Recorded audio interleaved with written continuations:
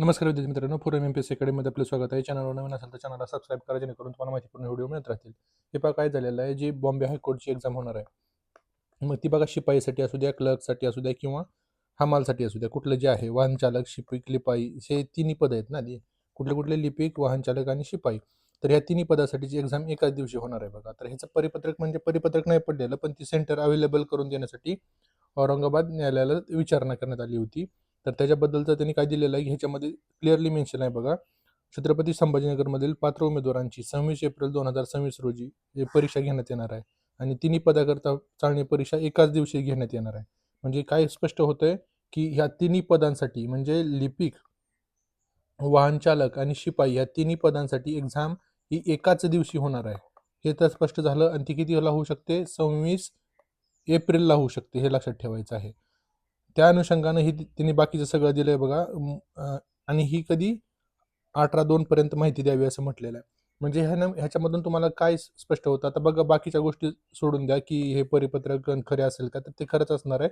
एखादं आता त्यांनी मागच्या वेळेस RTI टाकला होता ना, तर त्या RTIला उत्तर त्यांनी काय दिलं होतं, की चाळणी चालू आहे अर्जांची. अर्जांची चाळणी चालू आहे, असं त्यांनी उत्तर दिलं होतं. आणि त्यांनी अर्जांची संख्या पण दिली होती. आता व्हॅलिड संख्या बघा, ज्यावेळेस तुम्ही ते वाढलेले फुगलेले अर्ज दिसत होते, ते डबल वेळा अर्ज आले होते. ते आता सगळे एकदा व्हेरीफाय झालेलं आहे, की अर्जांची संख्या किती आहे आणि कुठल्या खंडपीठाला किती अर्ज आलेले आहेत. तुम्हाला आता एकच गोष्ट लक्षात ठेवायची आहे. हे कशासाठी सांगतोय, की तुम्ही 26 एप्रिलला टार्गेट धरून अभ्यास करा. ह्याच्यामध्ये अभ्यास करण्यासाठी तुमचं प्लॅनिंग ठरवण्यासाठी ही डेट महत्त्वाची आहे. म्हणजे तुम्ही एक लक्षात ठेवा, एप्रिलमध्येच एक्झाम होणार आहे. आणि आता अवघड कोणाचं होणार आहे, की एकाच विद्यार्थ्याने जर समजा मुंबईचा शिपाईचा अर्ज भरला आणि त्यानं औरंगाबादचा क्लर्कचा अर्ज भरलेला असेल, तर त्यावेळेस अवघड होणार आहे. जर एकाच ठिकाणचं तुम्ही जर अर्ज भरले असतील, तर तुम्हाला एकाच दिवशी वेगवेगळ्या शिपला किंवा ते कसं. आणि टाइम टेबल आलेलं नाही एक्झामचं.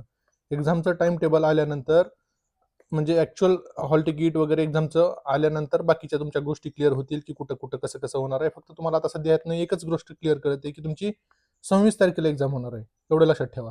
मग 26 तारखेला एक्झाम होणार आहे, तर तुम्ही तयारीत राहावं ह्यासाठी सांगतोय. आम्हीच पहिल्यांदा सांगितलं आणि आम्हालाच माहिती होतं पहिल्यांदा, असं काय सांगण्यामागचा त्याचा उद्देश नाही. फक्त 26 एप्रिलला तुम्ही तयार राहावं अभ्यास करण्यासाठी. कोणाला कोण जॉब करत अभ्यास करत असतं किंवा बाकीच्या कोणाच्या अडचणी असतात, त्यांनी हे टेंटेटिव्ह